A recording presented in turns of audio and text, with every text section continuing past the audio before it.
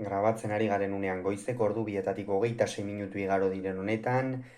gaur Sestaoko Las Llanas pilotalekuan Jakak eta Laso jokatu duten lauterdiko San Fermin torneoko baikoren adarreko final laurdenetako norgehiagokaren analisia egingo dugu. Favorito zen Unai Laso eta 22 eta 12 irabazi dio Erik Jakari. Analisian sartu aurretik gogoratu dezagun lehengo astean biek ala biek jokatu egin behar izan zutela, batetik Erik Jakak Iker Larrazabal hartu zuen mendean Muskizen, aldiz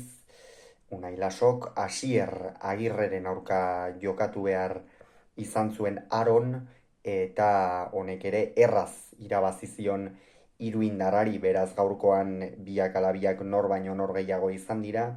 eta esan bezala Unai Lasok pronostikoak bete egin ditu. Partida hasiera ez da ona izan, Jakaren lehen bitantoak onak izan dira, eta pixka bat bere norgehiagokako estrategia zein izango zen ere erakutsi du lehen bitantu horietan, sake ona egin, azpitik, bizi, eta gero errematearen bila joatea hori zen Jakaren xedea, eta hori egin du lehen bitantu horietan. Gerora baina pixkanaka tantoak luzatzen joan direnean ikusi dugu Unai Laso etzebilela bat ere fin, eta honek Jakari ekarri dizkio albiste txarrak partida oso hasieratik. Zergatik Lasok lehenik eta behin sake hartu duenean ez zuen asmatzen, ez zuen iaia sake bat asmatzen, hor une batean ere gainera kexatu da izerdi arrastoren bat edo itokineen bat edo egongo tezen ezetasuna zela eta, baina kontua kontu ez zuen ongi sakatzen, azken pausu hori edo pilotaren botea eman ostean eman beharreko jauzi hori ez zuen ongi edo behar bezala ematen, eta horren ondorioz nahiko larri ikusi dugu partida hasiera horretan Unai Laso, eta gainera larri egoteaz gain, inolako freskotasunik gabe ere pilota bizi mugitzen zuten, baina oso eskura ematen zieten elkarri, aukera asko uzten zizkieten, eta hasiera nahiko hotza izan dela esan daiteke, eta gainera Lasok gaizki edo ez bere mailarik onenean jokatuta ere 6 eta 4 aurreratu zaio, eta hori zalantzari gabe Jakarentzat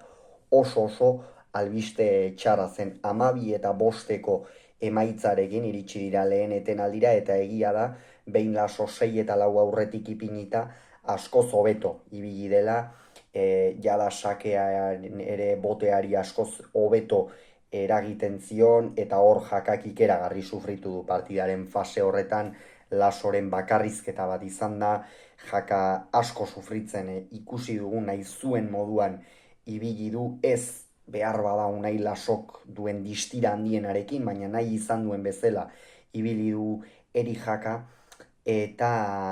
hortikan aurrera jada Jakak ez du erreakzionatzeko betarik izan. 18 eta 7 iritsi dira, partidak lehen bezala jarraitzen zuen, Laso ikeragarri sakatzen eta pilota oso ongi mugitzen, eta Jaka bitartean alde batera eta bestera lasterka, eta pixkanaka